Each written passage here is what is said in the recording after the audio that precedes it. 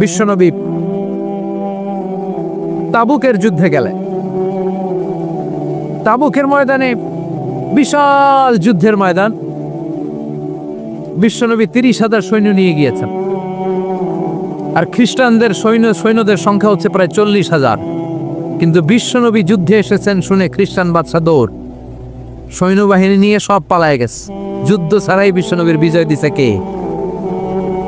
বিশ্বনবী তো মহা খুশি, আল্লাহর শুকরিয়া আদায় করলেন।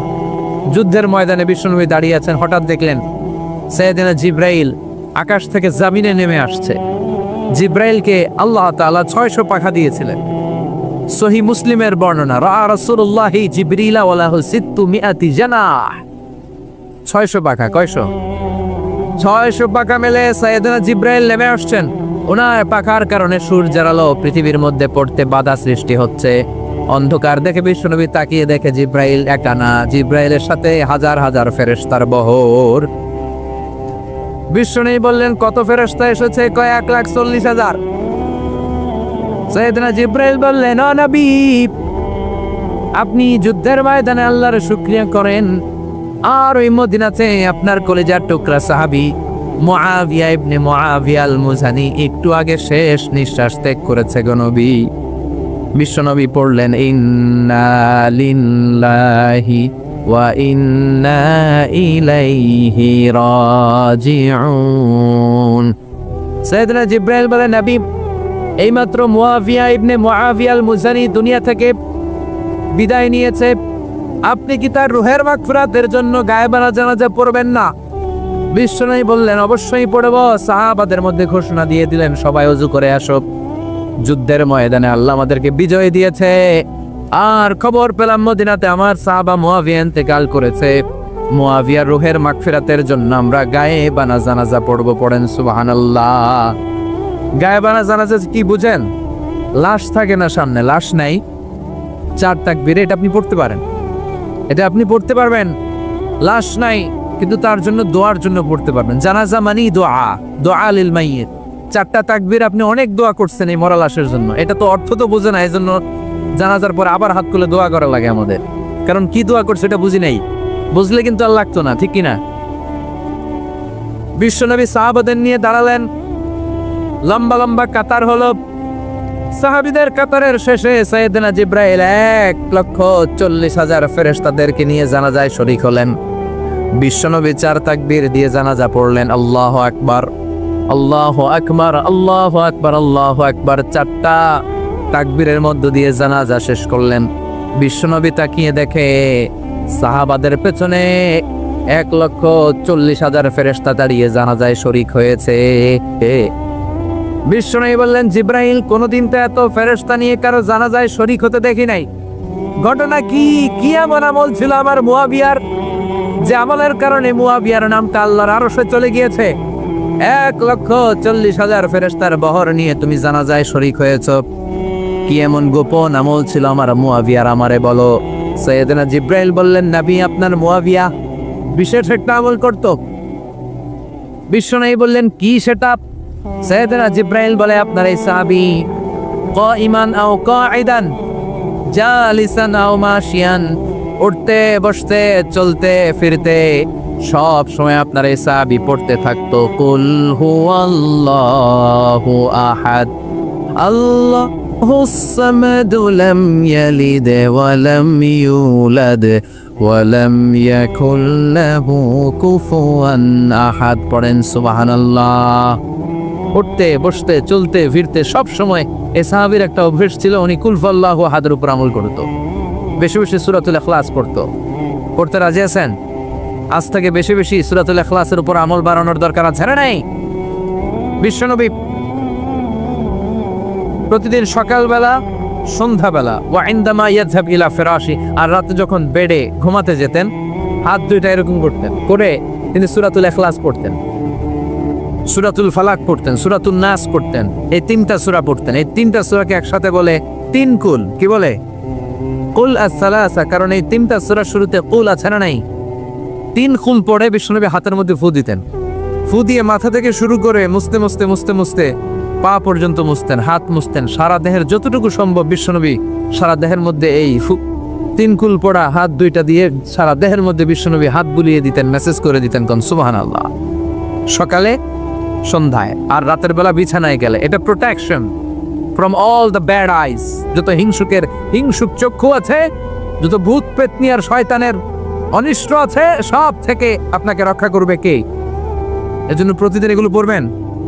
কি কি পড়বেন? এরকম হাত দুইটা মিলায়া সূরা ইখলাস, সূরা ফালাক, সূরা নাস, তিনটার বলে একসাথে তিন কুল। কি বলে? আজকে থেকে এটার আমল করা যাবে। মা আয়েশা যখন অসুস্থ হতেন, বিশ্বনবীর কাছে যে বললেই বিশ্বনবী বলতেন, আয়েশা হাত দুইটার একসাথে করো, সূরা ফালাক পড়ো, ইখলাস পড়ো, নাস পড়ো, ফু দাও আর সারা দেহে মেসেজ করো। সুবহানাল্লাহ পড়েন। বিশ্বনবী একবার সেজদায় আছেন। কিসে আছেন? চিল্লায় কোন? সেজদা অবস্থায় লাদাগাতহু আকরাব, একটা বিচ্ছু পোকা এসে বিশ্বনবীর হাতের মধ্যে কামড় দিয়েছে। বিচ্ছু কামড় দিলে খুব আরাম লাগে না? হ্যাঁ, বিষাক্ত, পয়জনাস, ভেনোমাস। বিশ্বনবী ব্যথা পাচ্ছেন, প্রচন্ড ব্যথায় বিশ্বনবী অস্থির। বিশ্বনবী বললেন, লানাতুল্লাহি আলাল আকরাব, এই বিচ্ছুর উপর আল্লাহর লানত। এটা মুসল্লিও চিনে না, নবীও চিনে না, কোন জায়গায় কামড় দিতে হবে এটাও জানে না। কিন্তু কামড় দিয়েছে, ব্যথায় কাতরাচ্ছে। বিশ্বনবী বললেন, লবণের পানি গরম দাও, আঙ্গুলের উপরে ঢালো। লবণের পানি গরম দিয়ে আঙ্গুলের উপরে ঢালতে শুরু করে দিল। বিশ্বনবী পড়তে আরম্ভ করলো, কুল হুয়াল্লাহু আহাদ, আল্লাহুস সামাদ, লাম ইয়ালিদ ওয়া লাম ইউলাদ ওয়া লাম ইয়াকুল লাহু কুফুয়ান আহাদ। পড়েন সুবহানাল্লাহ।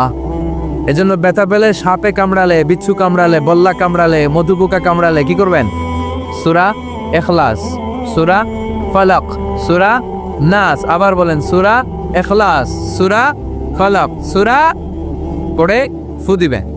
আর রাত্রিবেলা, সকালবেলা ঘুমোতে যাওয়ার আগে হাতের মধ্যে ফুর দিয়ে সারা দেহে মেসেজ। মনে থাকবে না? মাহফিল শেষ, ওয়াজও শেষ, মনে থাকবে তো? আল্লাহ বললেন, কুল হুয়াল্লাহু আহাদ। নবী আপনি বলেন, আল্লাহ একজন, এক এবং অদ্বিতীয়। আমাদের আল্লাহ কয়জন? একজন হওয়াতে আমাদের জন্য লাভ না লস? কেমনে লাভ? তিনজন চারজন হইলে কইতাম আমগো আল্লাহ চারজন। হ্যাঁ, তিনজন হইলে তিন রকম বলতো, একজনের খুশি করে পারি না। তিনজন হইলে ঝামেলা আছে না নাই? আল্লাহ যদি দুইজন হতো কি হতো? একজন বলতো, এতদিন তুমি তোমার মন মতো মহাবিশ্বের সব কিছু পরিচালনা করেছো, আজকে থেকে আমি আমার মন মতো করবো। ঝামেলা আছে না নাই? এতদিন দুনিয়ার মানুষগুলো পায়ে ভর দিয়ে হাঁটতো, হাত দিয়ে খেত, এখন থেকে যতগুলা মানুষ আসবে সব হাতে চলবে আর পা দিয়ে খাবে। আছে না নাই? এতদিন যাবত মেয়েরা গর্ভধারণ করতো তোমার নিয়মে, ছেলেরা কামাই করতো, এখন থেকে পুরুষরা গর্ভধারণ করবে, মেয়েরা কামাই করবে। আছে না নাই? এতদিন তুমি পূর্ব দিক থেকে সূর্য উঠিয়েছো, পশ্চিম দিকে অস্ত দিয়েছো, কালকে থেকে আমার নিয়মে পশ্চিম দিক থেকে সূর্য উঠাবো আমি, পূর্ব দিকে অস্ত যাবে। কিলাকিলি আছে না নাই? দুইজনের মধ্যে যদি সংলাপ সমঝোতা না হইতো মারামারি আছে না?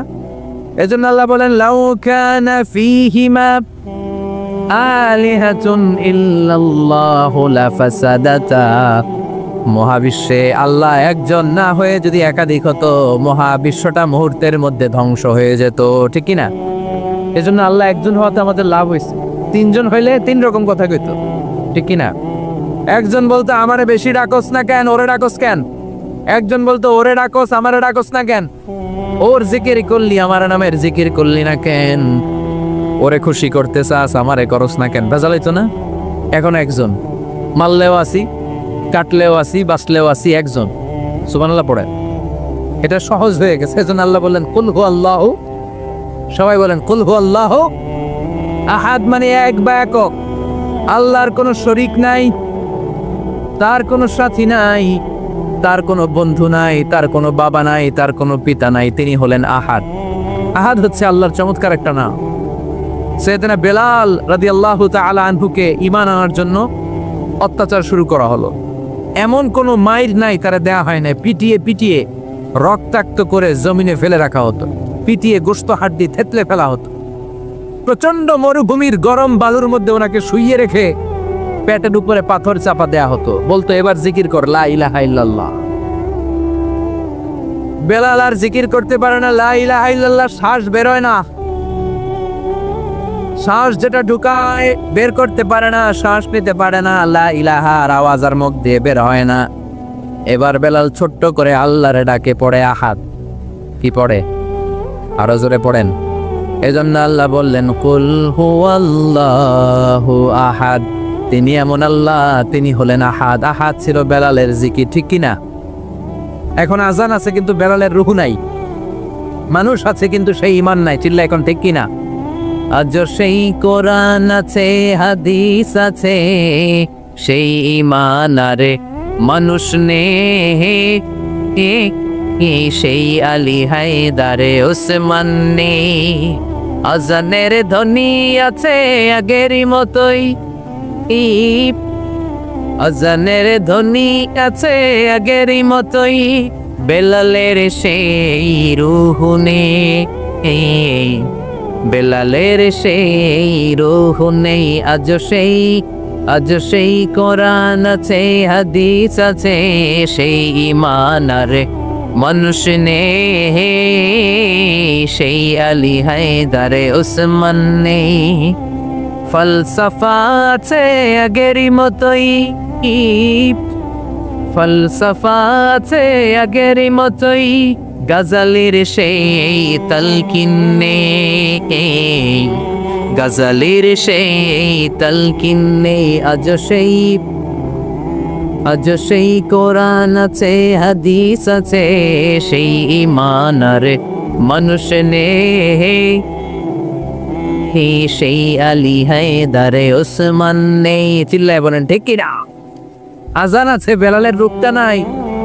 দর্শন শাস্ত্র আছে, লজিক আছে, মান্তিক আছে, ফলসফা আছে, কিন্তু গাজালির সেই তালকিন নাই। চিল্লা এখন ঠিক কিনা? এজন্য আল্লাহ বললেন আমার নাম হলো আহাদ, কুল হুয়াল্লাহু আহাদ। এরপর আল্লাহ বললেন আল্লাহুস সামাদ, আমার নাম হলো সামাদ। ওনার নাম কি? সামাদ মানে অমুখাপেক্ষী, কাদিউল হাজাত, যিনি সবার চাহিদা পূরণ করে। তিনি কে? যিনি সবাইরে দেয়, কারো কাছ থেকে কিছু চায় না। তিনি কে? সবাই যার কাছে ঠেকা, যিনি কারো কাছে ঠেকা না। চিল্লায় বলেন তিনি কে? মা ইউসনাদু ইলাইহিল খালকু কুল্লু, যার দিকে গোটা পৃথিবী হাত পেতে ফরিয়াদ করে, যার দিকে পৃথিবীর সব সত্তা তাকিয়ে থাকে। তিনি রহমতের বারিধারা নাজিল করলে, তিনি রিজিক দিলে আমাদের বেঁচে থাকা সম্ভব। তিনি ছাড়া কেউ আমাদের রিজিকের যোগান দিতে পারে। তার নাম সামাদ। চিল্লায় বলেন তার নাম কি? আল্লাহ ডেকে বলে গোলাম লাউ আন্না আউওয়ালাকুম ওয়া আখিরাকুম ওয়া ইনসাকুম ওয়া জিন্নাকুম, তোমাদের শুরু থেকে শেষ পর্যন্ত, আদম থেকে শেষ পর্যন্ত যত লক্ষ কোটি মানুষ দুনিয়ায় আসবে, সবগুলো মানুষ বিশাল এক মরু প্রান্তরে দাঁড়িয়ে যদি আমি আল্লাহর কাছে চাইতে শুরু করে দাও, সবাই যদি আল্লাহর কাছে মনের সব চাওয়াগুলো বলে, আল্লাহ আমারে বাড়ি দাও, আমারে গাড়ি দাও, নারী দাও, এটা দাও, ওটা দাও, আমারে সব দাও, আল্লাহ সবাইকে সব যদি দান করে দেয়, আল্লাহর ক্ষমতার 1 ইঞ্চিও কমবে না, আল্লাহর ধনভাণ্ডারের 1 ইঞ্চিও ঘাটতি হবে না। সুবহানাল্লাহ পড়ে। এজন্য কেউ যেটা পারে না, পারে কে? আমাদের যা দরকার আল্লাহ যদি সবাইরে সব দিয়ে দেয়, ওনার ভান্ডারের কিছু কমতি হবে? এজন্য ওনার নাম সামাদ। সবাই ওনার কাছে হাত পাতে। উনি হাত পাতে কার কাছে? কথা কন। সবাই ওনার কাছে ঠেকা, উনি ঠেকা কার কাছে? এজন্য আল্লাহ বললেন কুল হুয়াল্লাহু আহাদ, আল্লাহুস সামাদ, লাম ইয়ালিদ ওয়া লাম ইউলাদ ওয়া লাম ইয়াকুল লাহু কুফুয়ান আহাদ। লাম ইয়ালিদ ওয়া লাম ইউলাদ, তিনি জন্ম দেয়ও নাই, জন্ম নেয়ও নাই। সুবহানাল্লাহ পড়েন। আমার বাবা আছে না? আপনার বাবা আছে না? আল্লাহর বাবা আছে? সুবহানাল্লাহ পড়ে। আমাদের ছেলে মেয়ে হয় না? আমাদের কারো ছেলে হয়, কারো মেয়ে হয়। আল্লাহর ছেলে মেয়ে আছে? কথা কন। মক্কার মুশরিকরা বলতো আল মালাইকাতু বানাতুল্লাহ, ফেরেশতারা আল্লাহর মাইয়া। কি কইতো? ফেরেশতারা আল্লাহর মেয়ে। আর বলতো সাইয়েদনা উযার আলাইহিস সালাম আল্লাহর ছেলে, সাইয়েদনা ঈসা আলাইহিস সালাম আল্লাহর ছেলে, ফেরেশতারা হলো আল্লাহর মেয়ে। আল্লাহ বলে ভুল বললি, লাম ইয়ালিদ ওয়া লাম ইউলাদ। সুবহানাল্লাহ। তার কোনো নসবনামা নাই, আমাদের নসবনামা আছে। আমার নাম মিজান, বাবার নাম আলী আহমদ, দাদার নাম জাইনুল আবেদিন, তার বাবা মাকরাম, তার বাবা অমুক সমুক। আছে না নাই? আপনার নাম কি? সৈয়দ আবু। আপনার আব্বার নাম কি? তার বাবার নাম আসাদ আলী। ওনার বাবার নাম? আপনার আব্বার নাম? হ্যাঁ, মমতাজউদ্দিন। বাবার নাম? কেরামত আলী দাদার নাম খায়া হলাইছে, মনে থাকে না আমাদের। বিশ্বনবীর বাবার নাম আব্দুল্লাহ, তার বাবার নাম আব্দুল মুত্তালিব, ওনার বাবার নাম হাশিম, ওনার বাবার নাম কিলাব, মুররা, গালেব, ফের, এভাবে যেতে যেতে আদনান, যেতে যেতে ইসমাইল, যেতে যেতে ইব্রাহিম আলাইহিস সালাম, যেতে যেতে শীস, যেতে যেতে আদম আলাইহিস সালাম। এটা বিশ্বনবীর নসবনামা, ঠিক কি না? আমাদের নসবনামা থাকে, আমাদের বংশ পরিক্রমা থাকে। আমার নাম অমুক, বাপের নাম অমুক, দাদার নাম অমুক। তো আল্লাহর নাম আল্লাহ, আল্লাহর বাপের নাম কি? আল্লাহর দাদার নাম আছে? আছে। এজন্য আল্লাহ বললেন লাম ইয়ালিদ ওয়া লাম ইউলাদ ওয়া লাম ইয়াকুল লাহু কুফুয়ান আহাদ। আল্লাহু আকবার। ওয়া লাম ইয়াকুল লাহু কুফুয়ান আহাদ, মহাবিশ্বে তার মতো কেউ নাই, তিনি তার মতো। লাইসা কামিসলিহি শাই, কেউ তার মতো নয়, তিনি তার মতো। সুবহানাল্লাহ। তার মতো ক্ষমতায়, তার মতো শক্তিতে, কুদরতে মহাবিশ্বে দ্বিতীয় কোনো সত্তা আছে? সৌন্দর্যে আল্লাহর চেয়ে সুন্দর কেউ আছে? কথা কন। দুনিয়া সুন্দর, মানুষ সুন্দর, আসমান সুন্দর, জমিন সুন্দর, সুন্দরে সুন্দরে পাল্লা। জানি না কত সুন্দর তুমি আল্লাহ, জানি না কত সুন্দর তুমি আল্লাহ। পড়ে দুনিয়া সুন্দর, মানুষ সুন্দর, আসমান সুন্দর, জমিন সুন্দর, সুন্দরে সুন্দরে পাল্লা। জানি না কত সুন্দর তুমি আল্লাহ, জানি না কত সুন্দর তুমি আল্লাহ। সুবহানাল্লাহ পড়েন। ইন্নাল্লাহা জামিল ইউহিব্বুল জামাল। আল্লাহ নিজে সুন্দর, আল্লাহ সৌন্দর্যকে পছন্দ করেন। মহাবিশ্বে তার সমকক্ষ কেউ নাই, তার মতো সুন্দর কেউ নাই, ঠিক কিনা? জান্নাতে যারা ঢুকবে in the day of judgment, কিয়ামতের দিন জান্নাতীরা আল্লাহকে দেখতে পাবে। ইন্নাকুম সাতারাউনা রাব্বাকুম আয়ানান কামা তারাউনা হাদাল কমার। বিষ্ণু বলেন এই যে জলজলে চন্দ্রটা তোমরা যেমনি দেখতে পাও, কিয়ামতের কঠিন ময়দানে বিচার শেষে যারা জান্নাতে যাওয়ার সুযোগ পাবা, তারা চাঁদটা যেমনি দেখো দু চোখ দিয়ে আল্লাহর সেদিন তেমনি দেখতে পাবা। জান্নাতীদেরকে নাজ নেয়ামত সব দেওয়ার পরে আল্লাহ বলবেন, ও জান্নাতীরা, কোরআনে হাদিসে নবীর কাছে আলেমদের মুখে যত নাজ নেয়ামতের কথা শুনেছো সব পাইছো না? সবাই বলবে আল্লাহ পেয়েছি, অনেক মौज मस्ती করেছি, জান্নাতকে মজা লেলো, জান্নাত তোমারই হ্যায়। সব পাইছি আল্লাহ সব। এক জান্নাতে হাত তুলে বলবে আল্লাহ একটা পাই নাই। কি বাস নাই? কে আপনারা এতে পাই নাই? সুবহানাল্লাহ কবেন না? আল্লাহ আপনারে পাই নাই। তখন আল্লাহ তাআলা নিজের গোপন সৌন্দর্যকে সেদিন জান্নাতীদের কাছে প্রকাশ করে দিবে। বিশাল এক কনফারেন্স রুমে জান্নাতের ভেতরে লক্ষ লক্ষ নবীদেরকে নিয়ে বসবেন। সবার সামনে থাকবে বিশ্বনবী সিংহাসন। সুবহানাল্লাহ পড়া। তারপর অন্যান্য নবীরা, আল্লাহর ওলিরা, শাহিদরা, সালেহিনরা, মুমিন বান্দারা, আপনারা সবাই থাকবেন ওই দিন ইনশাআল্লাহ। কোন ইনশাআল্লাহ। আল্লাহ তার নিজের সৌন্দর্য প্রকাশ করবেন জান্নাতীদের সামনে। লক্ষ লক্ষ কোটি কোটি জান্নাতীরা বসে থাকবে, আল্লাহ দেখাবে ওনার সৌন্দর্য। 70,000 নূরের পর্দার কথা আমরা বলি, বর্ণনাটা দাঈফ। আসলে যে কত পর্দা আল্লাহই ভালো জানে। আমরা বলে থাকি 70,000। এই পর্দার অন্তরাল থেকে আল্লাহ তাআলা নূরের ঝলকানি একটু জান্নাতীদের দেখিয়ে দিবেন। উজুহু ইয়াউমা ইযিন নাযিরা ইলা রাব্বিহা নাযিরা। জান্নাতীরা পাগল হয়ে থাকবে আল্লাহর দেখার জন্য।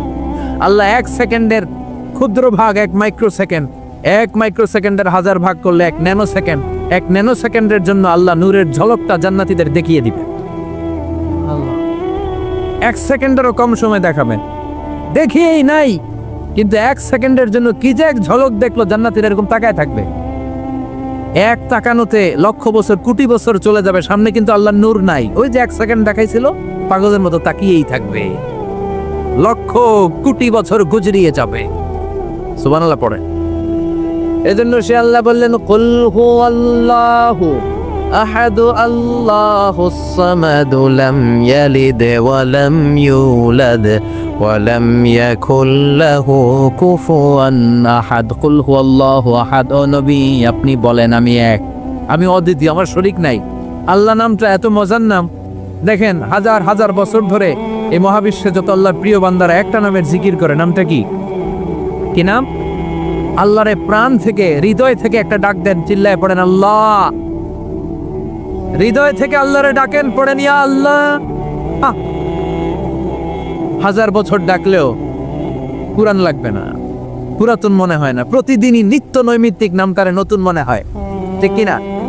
এই জন্য আল্লাহ বললেন হুয়াল আউয়ালু ওয়াল আখিরু ওয়াজ যাহিরু ওয়াল বাতিন ওয়া হুয়া বিকুল্লি শাইইন আলিম। প্রথমেও আমি, শেষেও আমি, গোপনেও আমি, প্রকাশ্যেও আমি, ঠিক কিনা? প্রথমে আল্লাহ আল্লাহ, শেষেও আল্লাহ আল্লাহ, আকাশে আল্লাহ আল্লাহ, জমিনে আল্লাহ আল্লাহ। পড়েন, প্রথমে আল্লাহ আল্লাহ, শেষেও আল্লাহ আল্লাহ, আকাশে আল্লাহ আল্লাহ, জমিনে আল্লাহ আল্লাহ। নিখিল জাহান গায়ে গুণগান তারে নামে গায়, আমরাও গাহি তাআলা হামদে বারি তাআলা, হামদে বারি তাআলা, হামদে বারি তাআলা। সুবহানাল্লাহ পড়েন। তিনি প্রথম, তিনি শেষ, তিনি প্রকাশ্য, তিনি গোপন। এজন্য চাইতে হবে কার কাছে? ওনার নামটা কত সুন্দর দেখেন, আলিফ লাম লাম হা, আল্লাহ। এটার কোনো স্ত্রী বচন হয় না, এটার দ্বিবচন হয় না, এটার বহু বচন হয় না। ভগবানের ভগবতী আছে না নাই? ঈশ্বরের ঈশ্বরী, গডের গডেস। কিন্তু আল্লাহর নামের কোনো পরিবর্তন হয়? কি মজার নাম! বিপদে বললেই আমরা জপি। বিপদ যত বেশি হয় আল্লাহর নামের জিকির তত বেশি। আবার বিপদ যখন চলে যায় আল্লাহর নামের জিকিরও বন্ধ হয়ে যায়। এরকম ডাকাত আছে না নাই? ফাইদা রাকিবু ফিল ফুলকি দাআবুল্লাহ মুখলিসিনা লাহুদ্দিন ফালাম্মা নাজ্জাহুম ইলাল বাররি ইদাহুম ইশরিকুন। আল্লাহ বলেন আমার কিছু বান্দা আছে যেগুলো বিপদে পড়লে আমার নামের জিকির করে, বিপদ চলে যায় আমি আল্লাহরে গালি মারে। এরকম ডাকাত আছে না নাই? ভূমিকম্প, আল্লাহ বাঁচাও, ভূমিকম্প নাই, দুম্বা চলে দম, আছে না নাই? তুফানের মধ্যে পড়লে বলে আল্লাহ আমারে বাঁচাও। বজ্রপাতের মাঝখানে পড়লে আল্লাহর ডাকে, আল্লাহ তুমি আমারে বাঁচাও। বজ্রপাত নাই, আল্লাহও নাই। এরকম ডাকাইতে আছে না নাই? এটা হচ্ছে মুনাফিকদের কারবার। মুমিনরা সবসময় জিকির করে একজনের, তিনি কে? এজন্য সূরাতুল ইখলাসের প্রথম আয়াত থেকে শিক্ষা হচ্ছে কুল হুয়াল্লাহু আহাদ। হে নবী আপনি বলেন আল্লাহ একজন, আমরা একজনের কাছে চাবো। আমরা একজনের কাছে মনের জ্বালা, যন্ত্রণা, আকুতি, চাহিদা সব পেশ করব। আমাদের মনের যা চায় সব দিলেও তার ঘাটতি হবে না। চিল্লা এখন ঠিক কিনা? এরপর আয়াতে আল্লাহ বললেন আল্লাহুস সামাদ, তিনি অমুখাপেক্ষী। গোটা বিশ্বের সবাই আল্লাহর কাছে ফরিয়াদ করে, আল্লাহ কারো কাছে ফরিয়াদ করে না, ঠিক কিনা?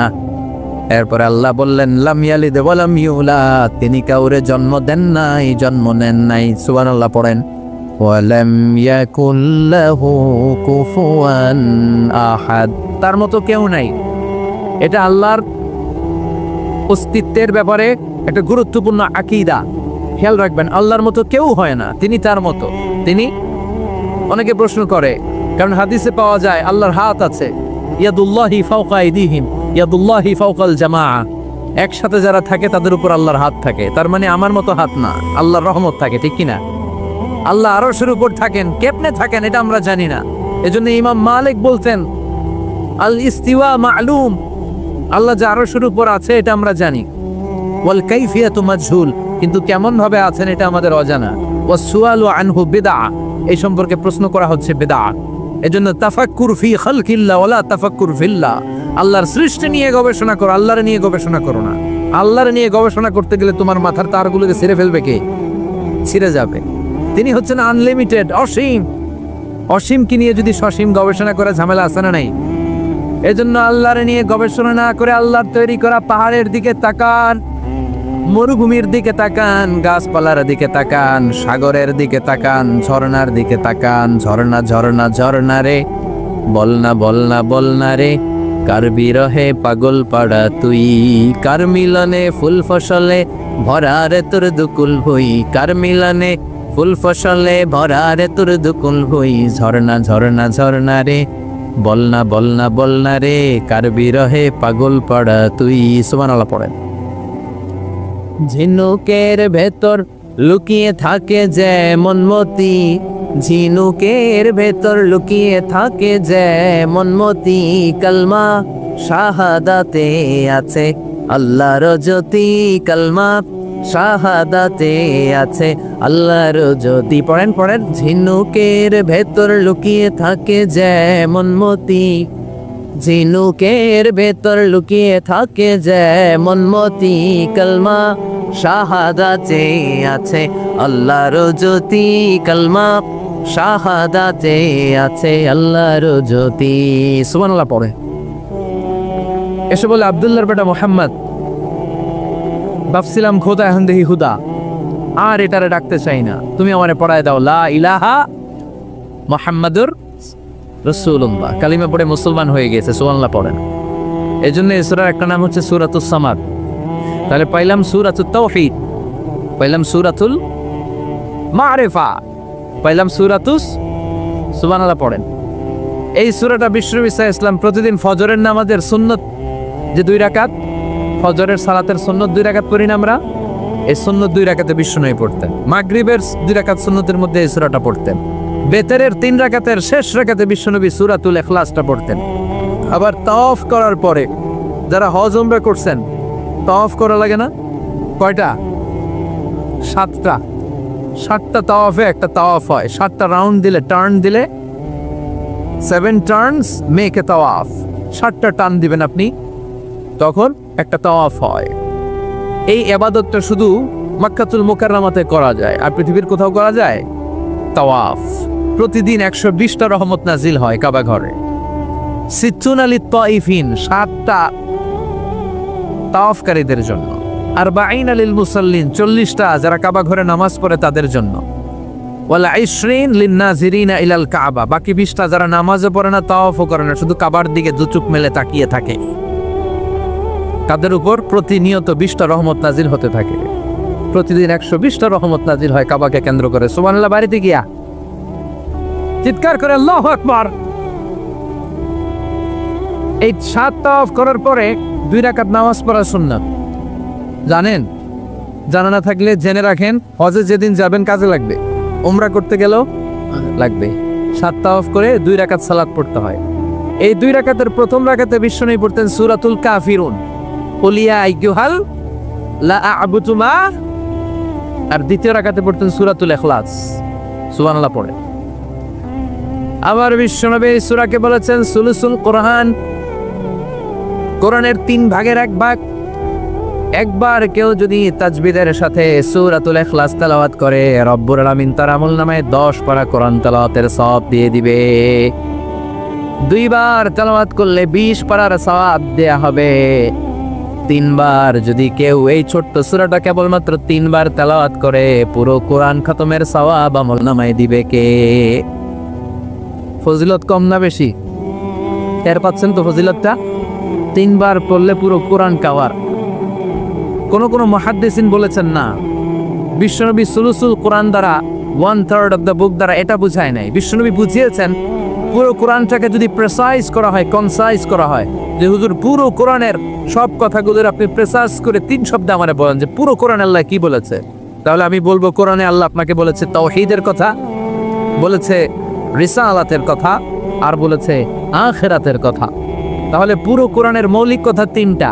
1 নাম্বার তাওহীদ, 2 নাম্বার রিসালাত, 3 নাম্বার সবাই বলেন 1 নাম্বার, 2 নাম্বার, 3 নাম্বার। যেহেতু এই সূরাটা তাওহীদ নিয়ে কথা বলে, যেহেতু এই সূরাটা তাওহীদের রূপরেখা অঙ্কন করেছে, সেহেতু কেউ যদি এই সূরাটা পড়ে কেমন যেন সে কোরআনের 3 ভাগের 1 ভাগ তেলাওয়াত করে ফেলল। কোন সুবহানাল্লাহ। এজন্য এটাকে বিশ্বনবী বলেছেন সুলুসুল কোরআন, 1/3 অফ দ্য বুক।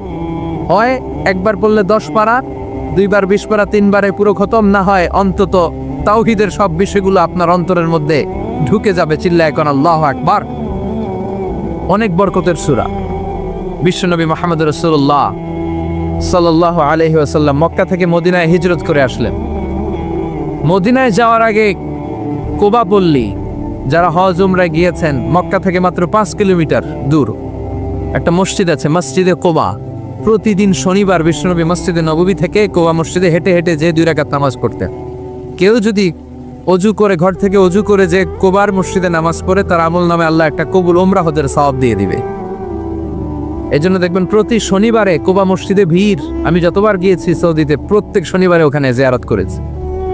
শনিবারে যে কুবা মসজিদে আপনি নামাজ পড়বেন।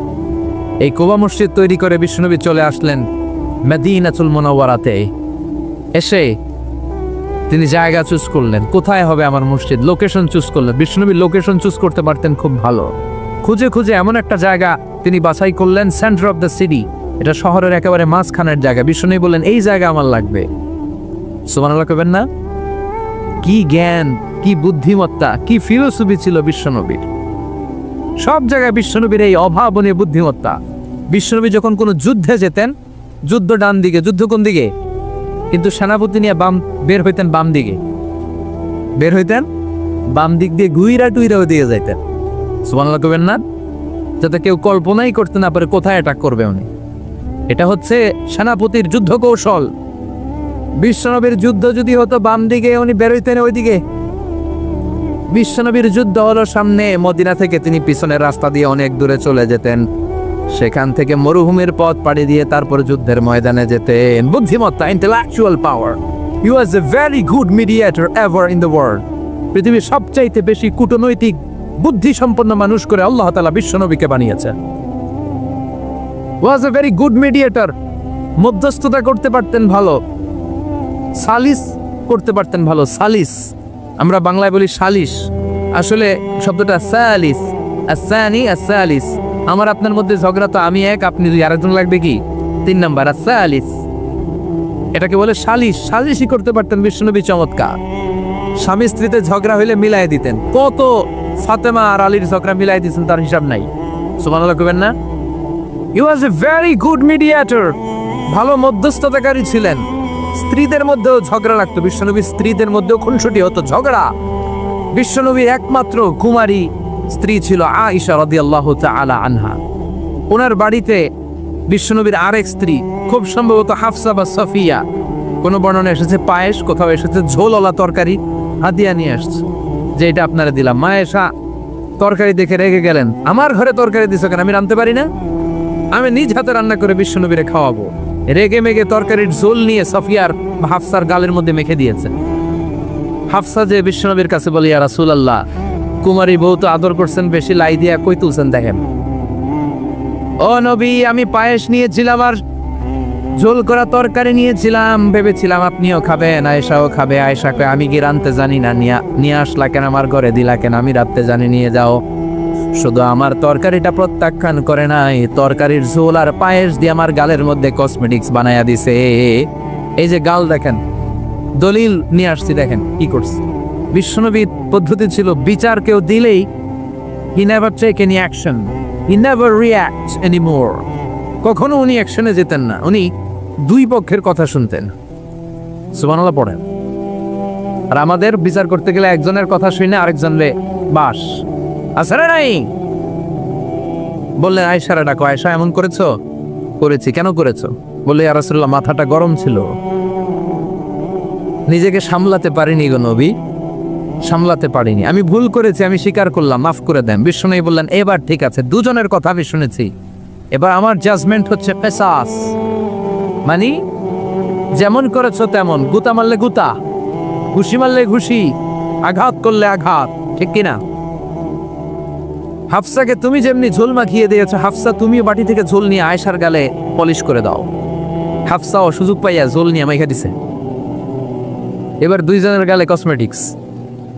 বিশ্বনবী মুচকি হাসলেন, আরশের উপর থেকে খুশি হয়ে গেল কে? বিশ্বনবী রাজা বাদশাদের কাছে যখন চিঠি লিখতেন, তিনি প্রথমে শান্তির কথা শোনাতেন। সুবহানাল্লাহ পড়েন। দেখেন কত সুন্দর ধর্ম। আর আমাদেরকে ওরা শান্তি শিখায়, আমাদেরকে মানবাধিকার শিখায়, মানবাধিকারের কথা, শান্তির কথা মানায় একজনের মুখে, তিনি হচ্ছেন মুহাম্মদ সাল্লাল্লাহু। গোটা বিশ্ব তার কাছে ঋণী, তার কাছে কৃতজ্ঞ। তিনি শুধু দিয়েছেন, নেন নাই। সুবহানাল্লাহ পড়েন। তিনি বলেছেন, সালামুন আলা মানিত্তাবা আল হুদা।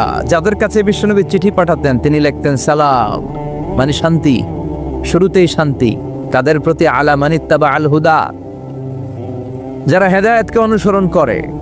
রাজা বাদশাদের কাছে বিশ্বনবী চিঠি পাঠাতেন, শান্তির বাণী পাঠাতেন, তারপর লিখতেন আসলিম তাসলাম, ইসলাম মানো শান্তিতে থাকবা। কিন্তু এই ইসলামের কথাকে, এই শান্তির বাণীকে অনেকে সহ্য হয় না, আসরা নাই? এদেশও এরকম উল্লুক্কা পাঠা আসরা নাই? এরা ইসলামের প্রচার আর প্রসারকে নাম দিয়েছে মোল্লাতন্ত্র। কি নাম দিছে? ইসলামের বিজয় এদের ভাল লাগে না, ইসলামের গণজোয়ার অগ্রযাত্রা এদের ভাল লাগে না। আল্লাহ বলে মুতু বিগাইযিকুম, তোদের রাগ, তোদের ক্রোধ, তোদের আফসোস নিয়ে তোরা মর, ইসলামের তোরা কিচ্ছু করতে পারবি না। চিল্লায় বলেন ঠিক কিনা? জগৎ বিখ্যাত মুহাদ্দিস আহমদ শফিকে গালি দেয়, সংসদে বসে, আসরা নাই? ইসলামের নাম দিয়েছে মোল্লাতন্ত্র। এই মোল্লা না থাকলে তোর কানে আজান দেওয়ার কেউ ছিল না, এই মোল্লারা না থাকলে তোর বাবা মার বিয়ে পড়িয়ে তোকে হালাল পন্থায় দুনিয়াতে আনার কেউ ছিল না, এই মোল্লারা না থাকলে জানাজাটা দেওয়ারও তোর শেষকালে কেউ থাকবে না। চিল্লায় বলেন ঠিক কিনা? সে ইসলামপন্থীদের গালি দেয়, আহমদ শফির মতো এত বড় জগৎ বিখ্যাত মুহাদ্দিসকে গালি দেয়, কিন্তু বাংলার জমিনের তাওহীদ প্রিয় মুসলমান এদের কথায় কান দেয় না। এরা কাদের লেজে পাড়া দিয়ে ক্ষমতায় গিয়েছে সবার জানা আছে। চিল্লায় বলেন ঠিক কিনা? বাংলার জমিনের লোকজন তাহাজ্জুদ পরে দোয়া করে, আল্লাহ ঘরে ঘরে আহমদ শফি দাও, ঘরে ঘরে আল্লামা সাইদি দাও, ঘরে ঘরে মুফতি আমিনী দাও, ঘরে ঘরে দেশপ্রেমিক আল্লাহওয়ালা নবীওয়ালা কোরআনওয়ালা লোক দাও। চিল্লায় বলেন ঠিক কিনা? সংখ্যালঘুদেরকে নাকি মুসলমানরা অ্যাটাক করে, জীবনে শুনছেন? কোন দাড়িওয়ালা টুপিওয়ালা আলিয়া মাদ্রাসার ছাত্র, কওমি মাদ্রাসার ছাত্র, কোন ইসলামী আন্দোলনের কর্মী, এটা জামাতি বলেন, হেফাজতি বলেন, আহলে হাদিস বলেন, কওমি বলেন, আলিয়া বলেন, মন্দির ভাঙ্গা, মূর্তি ভাঙ্গার সাথে ইসলামের পক্ষের শক্তির কোনো সম্পর্ক নাই। চিল্লায় বলেন ঠিক কিনা? ইসলামের পক্ষের শক্তি মন্দির পাহারা দেয়, তারা সাম্প্রদায়িক সম্প্রীতিতে বিশ্বাসী, কোনো দাঙ্গা হাঙ্গামা সন্ত্রাসবাদে ইসলাম বিশ্বাস করে না। চিল্লায় বলেন ঠিক কিনা? সে কাদিয়ানীদের পক্ষে কথা বলে, বিশ্বনবী যে শেষ নবী এটা ওরা স্বীকার করে না। কাদিয়ানীরা, মির্জা গোলাম আহমদ কাদিয়ানী নাম শুনছেন না? পাঞ্জাবে তার জন্ম। এই বেয়াদবটা প্রথমে দাবি করেছে আমি শেষ নবী, এরপর সে দাবি করেছে আমি ইমাম মাহাদি, এরপর দাবি করেছে আমি ঈসা আলাইহিস সালাম। এই বেয়াদবটা পায়খানার ট্যাঙ্কি ভাঙ্গা এরপরে পড়ছে, ওইটার ভিতরে গু খাইয়া মরছে। নবীরা যেখানে মারা যায়, নবীরা পবিত্র, নবীরা যেই জায়গাটায় মরে ওই জায়গাটাও পবিত্র। বিশ্বনবী পবিত্র না? বিশ্বনবী মা আয়েশার ঘরে ইন্তেকাল করলেন, ওই জায়গাটা পবিত্র না? গোটা বিশ্বের নবী প্রেমিক লোকেরা বিশ্বনবীরে সালাম দিতে যায়, মসজিদে নববীতে সালাত পড়তে যায়। চিল্লায় কোন ঠিক কিনা? নবীরাও পবিত্র, নবীরা যেই জায়গায় মরে এরাও পবিত্র। কিন্তু মির্জা গোলাম আহমদ কাদিয়ানী, সে বিশ্বনবী যে লাস্ট মেসেঞ্জার এটা সে মানে না, এজন্য ওর মৃত্যু হয়েছে পায়খানার টাঙ্কির ভিতরে। 100 বছরের পচা ময়লা গু খাইতে খাইতে ও দুনিয়া থেকে বিদায় নিয়েছে। মেথর আনা হয়েছে ওকে উঠানোর জন্য, উঠায় উঠায় উঠায় ফেলবে, ধরবে, আবার থাপাস করে পড়ে। আল্লাহকে জনমের গু খা। ওই কাদিয়ানীদের পক্ষ নিচে এই বেয়াদবটা। চিল্লায় এখন ঠিক কিনা? কাদিয়ানীরা এদেশের জনগণ, এদেশেই থাকবে, তবে ওরা ওদের পরিচয় আইডেন্টি ক্রাইসিস নিয়ে থাকতে পারবে না। ওরা হয় বিশ্বনবীকে শেষ নবী হিসেবে মেনে মুসলমান হিসেবে থাকবে, আর বিশ্বনবীকে যদি লাস্ট মেসেঞ্জার হিসেবে না মানে ওরা কোন ধর্মের লোক সেটাও প্রকাশ করে দিতে হবে। চিল্লায় বলেন ঠিক কিনা? আপনার ইসলাম সহ্য হয় না, আপনার আলেম ওলামার সহ্য হয় না, আপনার কাদিয়ানীদেরকে সহ্য হয়, এটাই প্রমাণ করে আপনি কাদিয়ানীদের দালাল। এই বাংলার জমিন এটা ইসলাম প্রিয়দের জমিন, যে জমিনে আল্লাহু আকবার ধ্বনির সাথে সূর্য উঠে যায়, আল্লাহু আকবার ধ্বনির সাথে সূর্য ডুবে যায়, সে দেশে আর কিছু থাকবে না থাক ইসলাম থাকবেই, আর কিছু থাকবে না থাক কোরআন থাকবেই। এদেরকে প্রশ্রয় দিলে এরা বলে মসজিদ বন্ধ করো, মাদ্রাসা বন্ধ করো, কয়দিন পরে বলবে আজান বন্ধ করো, এরপরে আবদার তুলবে দাড়ি রাখা বন্ধ করো, তারপরে বলবে মুসলমানদের নাম রাখা বন্ধ করে দাও। এজন্য এই আবদার শুনতে মুসলমানরা রাজি নয়। চিল্লায় বলেন ঠিক কিনা? এদেরকে প্রতিহত করতে রাজি আছে মুসলমান? কারা কারা রাজি? দোহা তুচু করে আল্লাহর দেখাও। সূর্যরে ভেটকি মারলে সূর্যের কিছু হয়? কথা কন। সূর্যের আপনি ভেটকি মারছেন, আপনার ভেটকি আপনার মুখে। এজন্য ইসলামের আলোকে ওরা নিভিয়ে দিতে চায়। আল্লাহ বলে কিয়ামত পর্যন্ত ইসলামের বিজয়কে আমি আল্লাহ সমুন্নত রাখবো। চিল্লায় বলেন ঠিক কিনা? এই বেয়াদবটা এত বড় আলেমের বিরুদ্ধে কথা বলেছে, সারা বাংলাদেশে যে উত্তাল গণজোয়ার তৈরি হয়েছে, অবস্থা দৃষ্টে মনে হচ্ছে ওই আলেমের পা ধরে ওর মাপ চাওয়া লাগবে। চিল্লা এখন ঠিক কিনা? বাংলাদেশে একটা কথা কয়, নিন্দে পাখি পিন্দে। কথা বলেন। তসলিমা নাসরিন নারীদের নিয়ে বই লিখছে, নারীদের কোনো দেশ নেই। এরপরে বোরকার বিরুদ্ধে কথা লিখছে, শেষ পর্যন্ত সে বাংলাদেশে থাকতে পারে নাই। ওরে যখন ইন্ডিয়াতে লুকিয়ে নেওয়া হয়, ওর গায়ে বোরকা পরিয়ে নেওয়া লেগেছিল। চিল্লায় বলেন ঠিক কিনা? আমরা এদের হেদায়েতের দোয়া করি। আমরা প্রত্যেকের জন্য হেদায়েতের দোয়া করি প্রথমে। আর যদি হেদায়েত নসিবে না থাকে, কারুন, সাদ্দাত, নমরুদ আর ফেরাউনের যে দশা হয়েছে, বাংলার জমিনের ইসলাম বিরোধী এই বেহায়াদের ওই দশা আল্লাহ তুমি করে দাও। ইসলাম হচ্ছে শান্তির ধর্ম। আমরা সবসময় সাম্প্রদায়িক সম্প্রীতি, ভালোবাসা এটাতে বিশ্বাসী। হিন্দুরা ঢোল বাজায়, আমরা কিছু বলি না। আমরা তাফসীর মাহফিল করি, ওদের যারা ভদ্র তারাও কিছু বলে না, ঠিক কিনা? এই ইসলাম বিরোধীরা এরাই হিন্দু মুসলমানদের মধ্যে যে সম্প্রীতি, এটাকে নষ্ট করতে চায়। কিছুদিন পর পর এরকম কিছু আবাল আর উল্লুক্কা পাঠার আগমন ঘটে। দেশের মানুষের ঘাম ঝরা এই পয়সা দিয়ে সংসদের প্রতিটা সেকেন্ডের, প্রতিটা মিনিটের দাম আছে। তোর মতো বেয়াদবের কথা শোনার জন্য বাংলাদেশ বসে নাই। আল্লাহ এগুলার হেদায়েত দাও। হেদায়েত নসিবে না থাকলে হালাক করে দাও। সবসময় আমাদেরকে তুমি ইসলামের পক্ষে থাকার তৌফিক দান করো। আমরা যেন শান্তির ধর্মের ইমেজকে গোটা বিশ্বব্যাপী ছড়াই দিতে পারি, তুমি তৌফিক দাও। বেজুড়া উত্তরপাড়া আদর্শ যুব সংগঠনের উদ্যোগে 10ম বার্ষিক তাফসীরুল কোরআন ও দোয়ার মাহফিল, কবরস্থান সংলগ্ন জামি মসজিদ ও ফোরকানিয়া মাদ্রাসা। কবরস্থান কোন দিকে? আসসালামু আলাইকুম আহলাদ দিয়ার। আল্লাহ সবাইকে তুমি মাফ করো। আজকের প্রোগ্রামের সভাপতি আলহাজ মোহাম্মদ ফয়েজ আহমেদ সাহেব আসছে। ওয়ালাইকুম আসসালাম। সহ সভাপতি জনাব হাজি মোহাম্মদ মনু মুন্সি। মনু, আচ্ছা মনু কই? মনু ভাই আপনি? আলহামদুলিল্লাহ। বরিশালের ভাইয়ের আবার এই শব্দটা খুব পছন্দ করে, তাই না? এরা কি বলে? মনু। সুবহানাল্লাহ বলবেন না? দেখেন, এক দেশের গালি আরেক দেশের বলি, কি ভাষার ডাইভার্সিটি।